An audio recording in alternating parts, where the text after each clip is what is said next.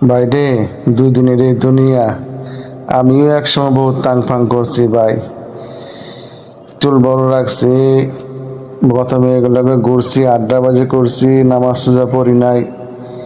এখন ভাই চাই দি সবই ফাঁকা, কিছুই নাই। মরলে ভাই কেউ কোনো খবর রাখে না ভাই, কোন সময় আমার নিয়ে তাড়াতাড়ি গোসল করে কবর দিব ভাই। তাই তোমারও বলতেছি ভাই, জীবনে তো আর তাং ফাং হারামাস কতই করলা, আসো না একবার দেখো অন্তত মসজিদে আইসা 5 ওয়াক্ত নামাজটা জামাতে আদায় করো, তারপর আস্তে আস্তে সব চাইরো, আগে নামাজটা তো ঠিক করো।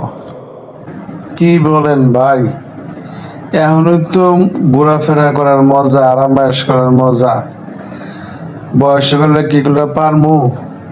নামাজ এবাদত বন্দেগী করার সময় আছে ভাই, শেষ বয়সে পড়ে মনে